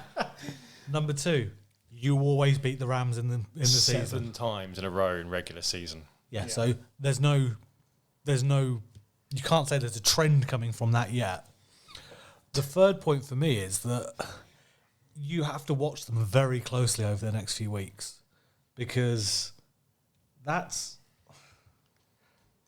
this isn't the same Rams team of the last few seasons. This is some very, very good players with some utter dross. Yeah, I mean... The Allen Robinson experiment hasn't worked. Ben Skoranek close enough. is the number 2 receiver. And that's fine, because he's okay, but they needed contributions out. They cannot get Beckham back quick enough. And he is ramping his value up. Does he play tackle? No, I understand what you're saying, but you look at the targets. Cooper Kupp has nearly twice as many targets as all the other wide receivers on the team put together. Yeah. They need to, and it will buy time for Stafford if they get Beckham back, because teams will have to cover him as well. At the moment, they just one-on-one cover everyone else. And they've got no running game at all. Nope. Nothing. But that's linked to the offensive line. It is, but it's also linked to the fact Cam Akers probably shouldn't have come back at the end of last year because he doesn't look ready now. And they just don't have enough. And again, it's not a case of they won't make the playoffs. The Rams will make the playoffs because they will get better as the season goes on. Geno Smith looks fucking hot. Oh, come on. They will make the playoffs, but they're right. right now, it's the same as the Bucks. They're going to sleepwalk into the playoffs. They're probably going to get eliminated by the Niners straight away, and it'll be a waste of a season. Matt Stafford is now 3rd overall all-time for pick sixes thrown. You want to have a guess at he's joint 3rd, so there's 3 players with or ahead of him. Favre is number 1, 32 pick sixes between 91 and 2010. He's the man with the most interceptions, so therefore by a different. Yeah. It's not Jameis Winston, is it? No, not by a long stretch. Archie Manning. Oh, that's a good shout. Archie Manning, also not in the top 10. Wow. Eli Manning. Also not in the top 10. Do you want to take the other one? Oh, sorry, I lie. Eli Manning is number 10, 22. But Peyton Manning at number 5. Just longevity. Tied with Drew Brees. Both of them through 27 pick sixes. Yeah, it is. Longevity. Number 2. I don't know. John Elway. Tony Romo. No. John Elway was closer. Tony Romo, not Dan on this Marino. list. Dan Marino, number 2, yes. Tied with Matt Stafford. Won a Super Bowl, had 0 knees. Absolutely no knees at all. Long time ago.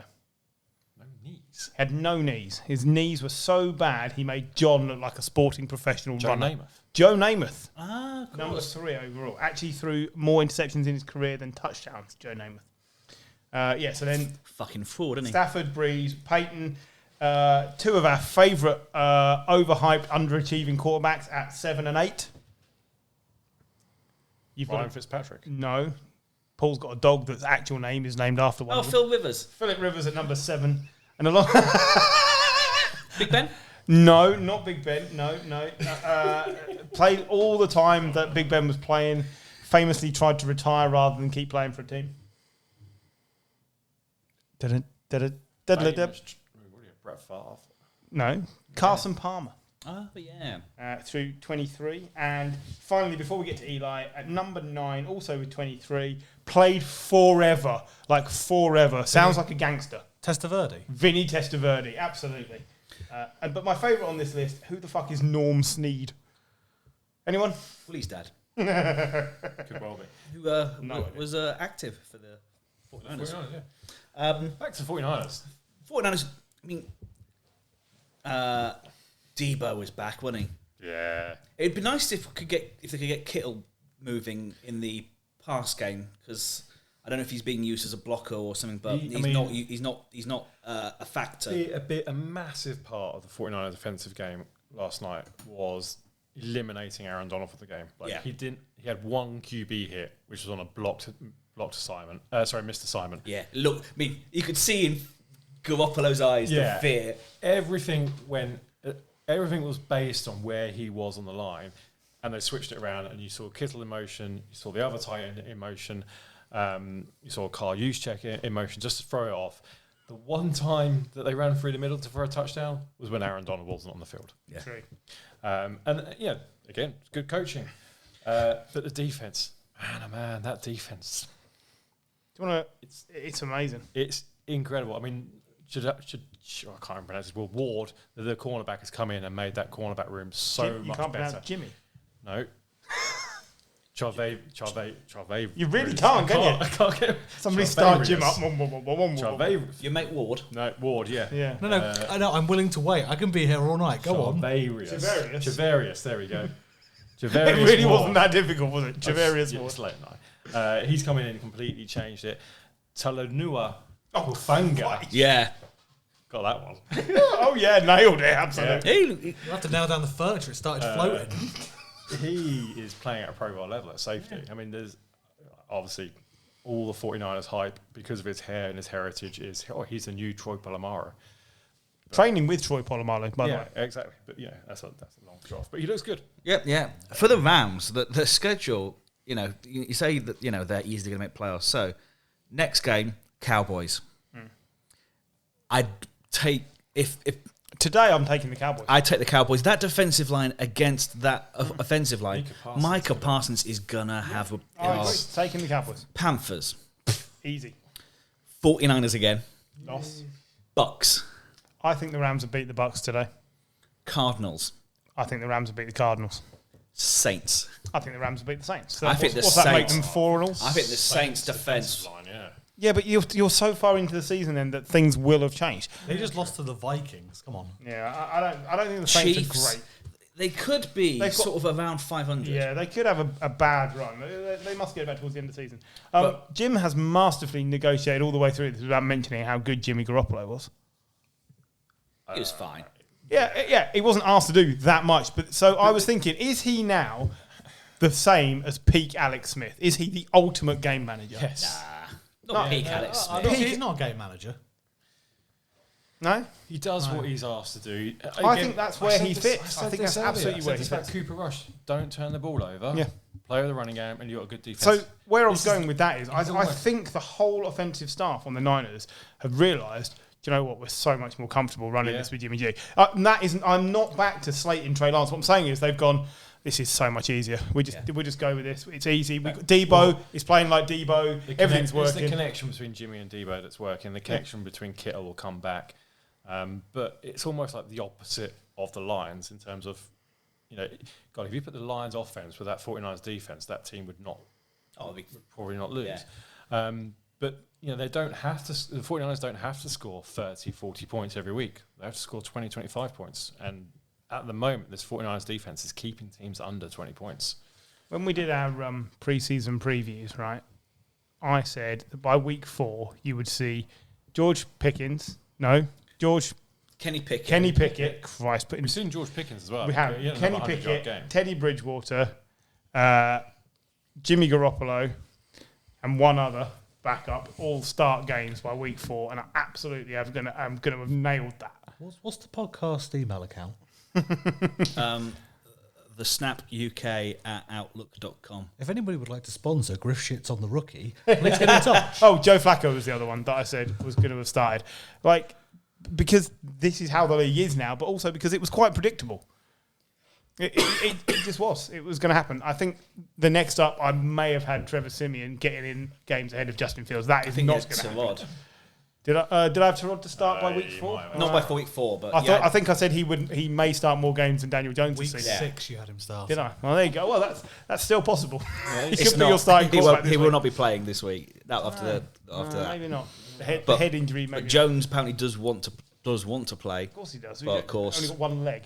Yeah, we'll see. Right, moving on. Nick Bosa's top of the sack charts with 6 sacks. Just going to put that in. Wank fest. Right, Sweetest Player of the Week. Let's have your nominations. I'd like to start with Debo. Running over Jalen Ramsey. Yeah. Anything that shits on Ramsey, really. Yeah. I'll nominate the Jones pick 6 of Aaron Rodgers just because they're so rare.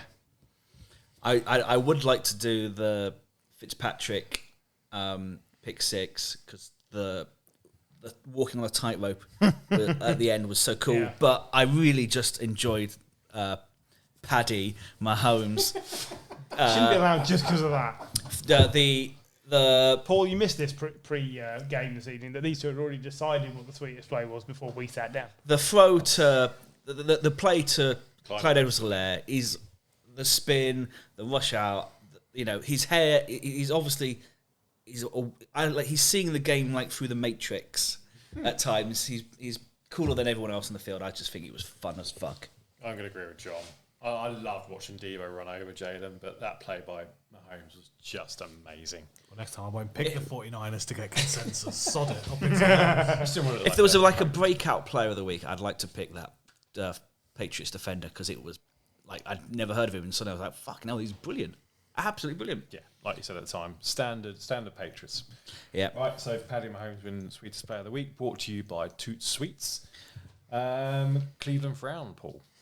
Yeah. So this is my make a point aggressively and shove in a bad pun. So what I'd like to do is I'd just like to talk about some of the news coverage this week. So I'm going to call this blown coverage as a pun, because I think some of the press coverage on the Patriots has been unreal. You look at the Patriots, where were they last season after 4 games? I've no idea. They were 1-3. Were they? They made the playoffs. They did. The time before that, they were 1-3. What happened? They didn't quite make the playoffs. They won the Super Bowl. Oh, what do you mean the last time they were 1-3? Sorry, Yeah. I thought you mean 2020. Yes, we did. Yeah. So they're still... That was the on to Cincinnati year. That was a long time ago. Yeah, there's a lot of football to be played. So I think there's some teams that are trending in the right direction. There's some teams that not. But you've got to remember, there's still a lot of football to be played. There are teams that there is statistically the Eagles could still be 4-13. My thing is, it's like when people talk about the Premier League, and back a couple of years ago, Everton were always 7th. And Everton are a really bad team, which means there's only 6 good Premier League teams, really. And I think in the NFL, there's like 6 teams who are brilliant, which leaves 24 teams, 26 teams. I've got my fucking maths. The whole point of the NFL is parity, which means you can lose 3 straight games and then win 4. Yeah, no. Exactly. And I think also you look at the amount of injuries this season and the focus areas that you could have with concussion, etc., which can change plans so quickly. And there's so many, and we're beginning to see the trend of season-ending injuries. Yeah. So the thing that I just want to kind of call out is there's still a lot of football left. Yeah. I agree. I don't think the Patriots make the playoff, mainly because of the division they're in. But like you say, if Tua doesn't return for the season and Teddy B isn't what I think he is, then the Dolphins will struggle. Yep. It would only take Josh Allen rushing one too many times, and the Bills are suddenly down to Matt Barkley, Nathan Peterman. I don't know who their backup is. Same with Jalen Hurts in Philadelphia. He had one touchdown run where he took a big hit on that. Yeah. And you're like, Trey Lance had done that, he probably would have got injured. Do you remember with Jimmy G? Jimmy G took that extra run, twisted his one knee yard. out. Extra yard and twisted his knee, and suddenly the 49ers season is upside down. Yeah, so there's a lot of football left. So that's the key point I wanted to call out. Excellent. Last week, everyone looked at me quizzically when I said Bill Belichick looked like a puzzled old man. This week, I said to John and Jim while they were sitting with me, I really wish I'd see Bill shouting at his players and shouting at people and drumming support up like Pete Carroll does. It seems to work for Pete Carroll. And then these two pointed out, he is shouting. He's shouting at the officials, trying to get all the calls. But once Bailey Zappe came in the game, he was suddenly doing what he likes best, which is taking nothing and trying to make it just very good. Doesn't have to be excellent, but you could see all of a sudden he was like, oh yeah, I can do this because I'm the best coach there's ever been. Yeah. Now, I don't think that applies right now, but it seemed to reinvigorate something in him. If you can get him going and you shove Joe Judge and Matt Patricia out the door, the Patriots might be worth watching, maybe. At least Bailey Zappe makes me want to turn the TV on. Your roster, quite vaguely, is toilet, but if anyone can glitter that turd, it's Bill Belichick, quite frankly. That's a Giants fan telling you your roster's a glittered turd. It's not. It's not great though, is it? Like, no, it's not. I think the running backs are good enough. They're the best thing about it. That's it. Any games you're looking forward to this week? Packers Giants, just because I'm going to it. You'll get, of course, second London game. We are not going because we couldn't get tickets because the Ticketmaster site some kind is shit. Some kind people, if they had complimentary tickets, would have given them to their Giants friends. I think, Yeah, but they just didn't. that. Even just I'm that overweight, but don't take the piss. Lions Patriots could be a lot of fun. Could be hilarious. I honestly think the Lions will just rip us apart because they score so many points, and we don't have an offense that scores points. But and Cowboys Rams we mentioned before could be murder. Thursday night football, Broncos Colts. Hugely important. Two wounded animals, as around the NFL would say, coming up against each other. Wilson's carrying an injury as well, which helps. But he's been doing that for most of his career. Bengals Ravens is an interesting game for me because that could be a huge game at the top of the AFC North. exactly. I'll give you one that I think might be better than you're expecting. Seahawks Saints. Yeah, Because there is a very realistic chance here the Seahawks go 3-2 and the Saints are 1-4. Like, that's a massive discrepancy between two teams that I kind of thought were going to go the other way this year. The Saints defense is good. If they could get their offense firing, they should be good. This is Dennis Allen not getting what he needed in his second and possibly last head coaching stint. It's Dennis Allen. Is Garrett back for the Browns this week or Not Claire confirmed. Clowning? Because if either of them are back, we need to look out for Herbert's ribs because the Browns will provide more of a test than the Texans, who provided no test. Also, like we mentioned earlier, running against the Chargers seems to be pretty straightforward, and the Browns are pretty decent at that. Yeah. Anybody want to nominate the worst game of the week? I will go with... Bears Vikings. Yeah. For years it would have I was been thinking Texans that. Jags, but I think the Jags might destroy them. Jags are pretty entertaining to watch. Titans Commanders. Yeah, that sounds pretty dull. Both teams I are was pretty thinking anemic. that as well. The Titans will win that by 2 scores comfortably. Jets Dolphins without Tua. That just could be toilet. Yeah. Yeah. All right. We'll see. Right, we'll wrap it up there. Thank you, gentlemen. Like I said, the second international series game in London this week sees Packers against Giants, so keep an eye out for that. Other than that, I'll wish you good night. Good night.